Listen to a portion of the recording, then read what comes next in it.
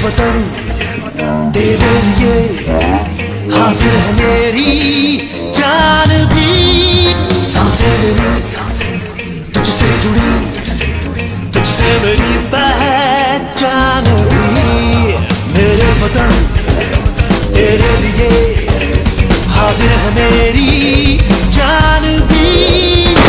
जी तो दोस्तों अस्सलाम वालेकुम, मैं हूं वकास खान और आप देख रहे हैं world and Waqas. World and Waqas के प्लेटफॉर्म से आज मैं आपको लेके आया हूं सवात में इस वक्त डीपीओ हैं जाहिद नवाज़ मरवत, जो कि ज़िला कसूर के इंतहाई कामयाब डीपीओ थे, जिन्होंने ज़ैनब मर्डर केस में और उसके बाद चुनिया के अंदर बच्चों से ज़्यादती के वाक़यात में वो कल्प्रिट्स जिन्होंने उन मासूम कलियों को नोचा था, उन्हें पकड़ के ना सिर्फ ये कि आपके सामने पेश किया, बल्कि इसके साथ साथ उन्हें तख्ता दार पर लटकाने में अपना भरपूर किरदार अदा किया।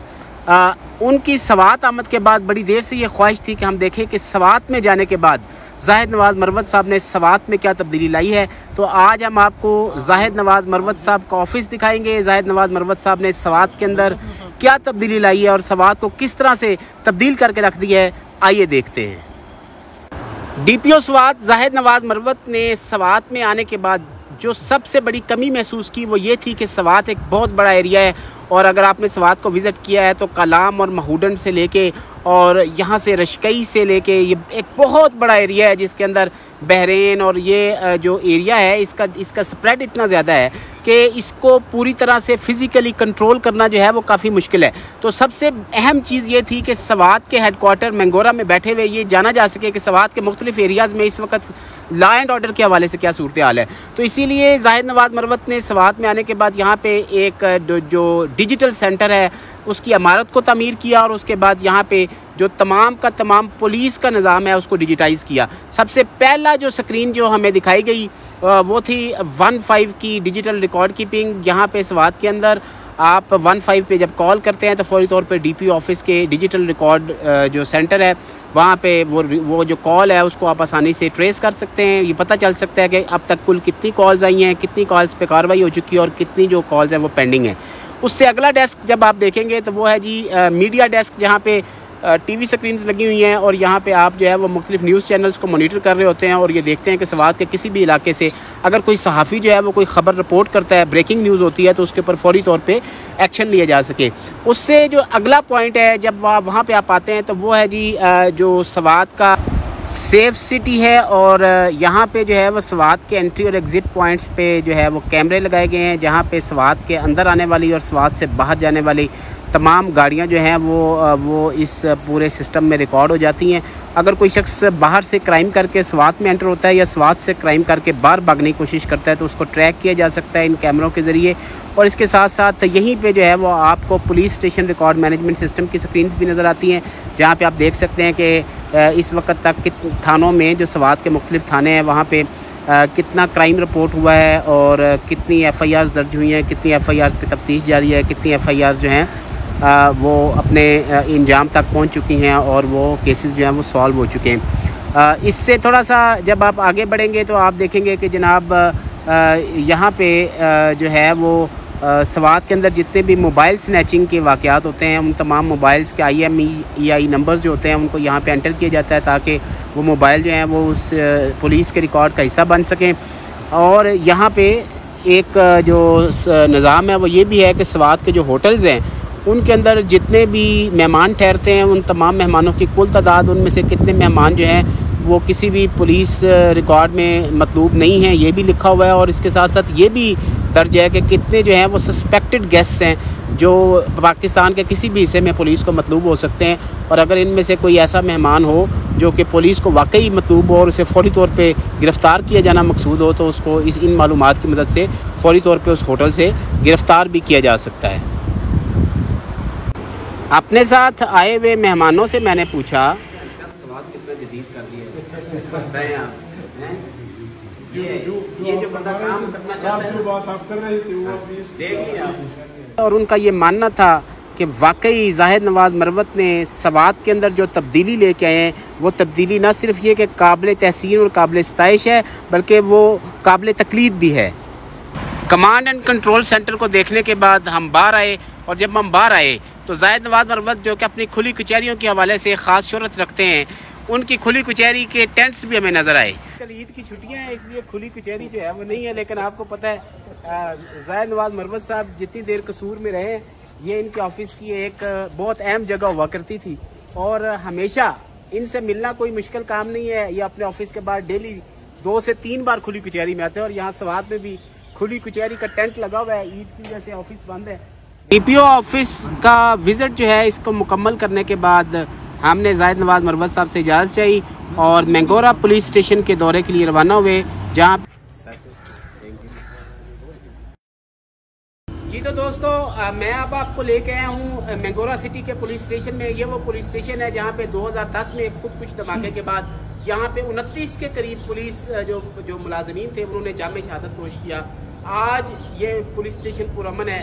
इस अमन को लाने के लिए स्वात पुलिस के जवानों ने अपनी जानें दी हैं। आए हम आपको दिखाते हैं कि जाहिद नवाज मरवत के दौर में मैंगोरा पुलिस स्टेशन के अंदर कितनी जिद्दत आई है और यहाँ पे आवाम को सहूलियात की फराहमी में क्या बेहतरी लाई गई है। तो आए आपको हम मैंगोरा पुलिस स्टेशन दिखाते हैं। मैंगोरा जो है वो स्वात का सदर मुकाम है और यहाँ पे आप सब जानते हैं कि साबिक DPO कसूर जाहिद नवाज मरवत आजकल DPO स्वात है और हमने आपको जिस तरह से दिखाया है कि यहाँ पे किस तरह से डिजिटाइजेशन का जो अमल है वो उसको आगे बढ़ाया गया है। यहाँ पे जितनी भी व्हीकल्स हैं पुलिस की जो गश्त करती हैं उन तमाम को ट्रैकर के जरिए ऑनलाइन लाया गया है ताकि देखा जा सके कि किस वक्त कौन सी व्हीकल कहाँ पे है और जो गश्त है वो प्रॉपर हो सके। उसके अलावा आपने देखा कि 15 का जो पूरे का पूरा सिस्टम है वो भी डिजिटाइज किया गया है और यहाँ पे आप एक लम्हे में जान सकते हैं कि कितनी 15 की कॉल्स आई हैं और वो 15 की कॉल्स जो है उन पर कितने पे रिस्पॉन्ड किया गया है। इसी तरह आपने देखा कि जो स्वात के एंट्री और एग्जिट पॉइंट है उन सब पे कैमरे लगाए गए और एक सेंट्रल कंट्रोल रूम में हर वक्त ये देखा जा सकता है कि स्वात के अंदर इस वक्त जो है वो एंट्री पॉइंट्स पर एग्जिट पॉइंट पे क्या सूरत हाल है। इसी तरह आपने देखा कि स्वात क्योंकि एक टूरिस्ट डेस्टिनेशन है, यहाँ पे कितने होटल्स हैं, उनमें कितने लोग ठहरे हुए हैं, उनमें से कितने सस्पेक्टेड हैं और कितने लोग क्लियर हैं, वो तमाम भी रिकॉर्ड जो है वो डिजिटाइज कर दिया गया। यहाँ पे मोबाइल जहाँ पे गुम होते हैं वो मोबाइल्स का सारा रिकॉर्ड भी ऑनलाइन ले आए। आज हम आपको मॉडल पुलिस स्टेशन मैंगोरा लेके आए और मैंगोरा मॉडल पुलिस स्टेशन के अंदर ये जो सबसे पहला डेस्क है, यहाँ पे आने वाले जो मेहमान हैं उनको वेलकम किया जाता है और उनको वेलकम करने के बाद आपने बैंक्स में देखा होगा, आपने देखा होगा कि यहाँ पे बिल्कुल बैंक्स की तरह एक ये जाहिद नवाज मरवत साहब का काम है। इससे पहले ये यहाँ पे ये सूरत हाल नहीं थी पूरे स्वात में। ये डिजिटल थाना है। आप यहाँ पे FIR का इंदराज कराना चाहते हैं, रिपोर्ट गुमशुदगी कराना चाहते हैं, SHO से मुलाकात करना चाहते हैं, तफ्तीश में फ्री कैन की पेशी है, कोई भी आपका काम है तो आप यहाँ से उसे प्रेस करेंगे जी। पहले आप मोबाइल नंबर डायल करें। जिस तरह से मैं यहाँ पे आया हूँ तो मैं अपना मोबाइल नंबर डायल करता हूँ 030091197770। अब मैंने मोबाइल नंबर डायल किया जी। इसके बाद SHO से मिलना है या FIR दर्ज? मेरा ख्याल है कि हमने क्योंकि कोई भी FIR तो दर्ज नहीं करवानी, इस बात में अमन है अल्हम्दुलिल्लाह और FIR की कोई जरूरत भी नहीं है, तो हम SHO से मुलाकात के लिए ये बटन दबाते हैं और हमें जो है वो ये स्लिप जो है वो मिल गई है जिसमें ये टोकन नंबर लिखा हुआ है और इस पे आप देख सकते हैं कि जी हम SHO से मुलाकात के लिए हमारा टोकन जारी हो गया है। अब आप वेटिंग रूम में, इसके बाद हम जाएंगे, ये वेटिंग रूम है और ये देखें जी ये वेटिंग रूम है, यहाँ पे आप बैठ सकते हैं और यहाँ पे आप SHO से मुलाकात के लिए अपनी बारी का इंतजार करेंगे। तो लिहाजा किसी भी किस्म की अफरा तफरी नहीं है। इसी तरह से ये बिल्कुल आप सामने देखें तो जो पूरे का पूरा सेटअप है इसे जो है वो डिजिटाइज किया गया है। तो यहाँ पे जब आप आएंगे आपने वहां से ये टोकन लिया, टोकन लेने के बाद आप यहाँ पे आएंगे और जो यहाँ पे एडमिन है उन्हें ये स्लिप देंगे और वो ये जो स्लिप है इसको अपने रिकॉर्ड में एंटर करेंगे और उसके बाद फिर वो ये फैसला करेंगे कि आपको SHO से मुलाकात आपकी करवाई जा सकती है। बाज़ वक़्त SHO साहब गश्त पे होते हैं, बाहर गए होते हैं तो वो मौजूद नहीं होंगे, तो फिर आपको मुहर्रर साहब से मुलाकात करवाई जाएगी। लेकिन ये जो मुलाकात है ये रिकॉर्डेड है। सबसे अहम बात यह है कि हम हमेशा ये शिकायत करते हैं कि थानों में करप्शन होती है, थानों में जो है वो अकरबा परवरी होती है, लेकिन डिजिटाइजेशन का फायदा यह है कि जब आप यहाँ पे मिलने के लिए आएंगे तो ये रिकॉर्ड होगा कि आप थाने में आए हैं, आपने अपना फोन नंबर एंटर किया है, आप मिलने के लिए आए हैं, तो आपके SHO से आप 1 दफा मिलेंगे या 10 दफा मिलेंगे, ये यहाँ पे रिकॉर्ड में आएगा। और वो जो टाउट्स होते हैं जो आमतौर पे थानों के अंदर बड़े ठेकेदारी किस्म के काम करते हैं, रोज थाने आना जाना लगा रहता है उनका, तो वो जब 1 से 2 दफा, 4 दफा, 5 दफा एक दिन में जब वो थाने आएंगे तो बड़ी आसानी से ये पता चलाया जा सकता है कि काउंट कौन है जो थाने के अंदर दिन में 5-5 दफा आता है, उसका काम क्या है थाने में आने का। तो ये सबसे पहला स्टेप है जी। यहाँ पे आपने स्लिप जमा करवाई, उन्होंने एंट्री की, उसके बाद वो आपको SHO साहब से मुलाकात करवाएंगे। उसके बाद अगर आप SHO से मिलने के बाद आपकी शिकायत इस काबिल है कि FIR दर्ज की जाए, तो ये दूसरी खिड़की है PSRMS। यहाँ पे FIR के इंदराज का जो काम है वो यहाँ पे होता है। और उसके बाद फिर जिधर ये हाजी साहब खड़े हैं, इनकी बिल्कुल बैक पे ये आप देखें कि ये इन्वेस्टिगेशन है। जब आपकी FIR दर्ज हो जाती है और आप ये जानना चाहते हैं कि मेरे केस में तफ्तीश कहाँ तक पहुंची है, तो फिर अगला स्टेप ये है कि आपने इन्वेस्टिगेशन वाली खिड़की पे आना और अपने केस के बारे में आप जो जान सकते हैं कि उसकी तफ्तीश कहाँ तक पहुंची है। तो ये एक बड़ा जबरदस्त निजाम है जो कि ज़ाहिर नवाज मरवत साहब ने यहाँ पे सवात के अंदर लागू किया है। यहाँ के थानों को इस काबिल बनाया है कि उन पर फख्र किया जा सके। और पूरी पाकिस्तान, क्योंकि सवात एक टूरिस्ट डेस्टिनेशन भी है, तो यहाँ पे जो आपने देखा एंट्री, वहाँ पे उर्दू और इंग्लिश दोनों जुबानें मौजूद हैं। कोई फॉरेन नेशनल भी अगर सवात में आए और यहाँ पे वो पुलिस को मिलना चाहे, पुलिस को रिपोर्ट करना चाहे, तो सवात के थाने से वेलकम कहेंगे। क्योंकि आज से अस्सलाम वालेकुम, क्या हाल है? ठीक है जी। तो जो थाने यहाँ पे अगला जो अहम काम है वो है रिकॉर्ड कीपिंग।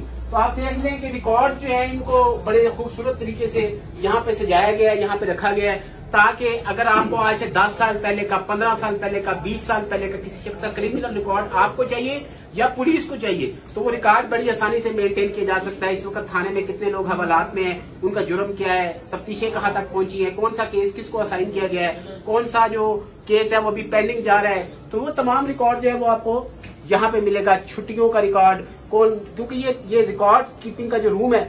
अब एक अहम बात जो कि मैं आपको बताना चाहता हूँ कि ये बहुत बड़ा थाना नहीं है।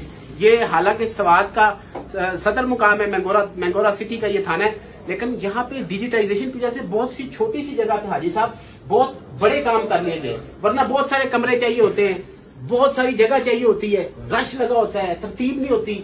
लेकिन सवात के अंदर ये थाने जो है इनको डिजिटाइज इस तरह से किया गया है कि अब आप बड़ी आसानी से अपने मसाइल को डिजिटाइजेशन के जरिए हल कर सकते हैं। तो ये जिद्दत जो है इसको लाने का सिरा जो है वो one and only Zahid Nawaz Marwat.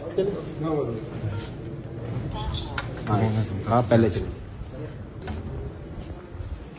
तो ये जो है जो जिस तरह से पंजाब के अंदर हमारे थानों में जो है वो फ्रंट डेस्क बनाए गए, तो वहां पे जो फ्रंट डेस्क है वो सिर्फ एक ही काम करता है। वो फ्रंट डेस्क ये काम करता है कि जो आने वाला शख्स है उससे दरखास्त वसूल करके उसे एक वो स्लिप जारी करता है कि आपकी दरखास्त जो है वो वसूल हो गई है।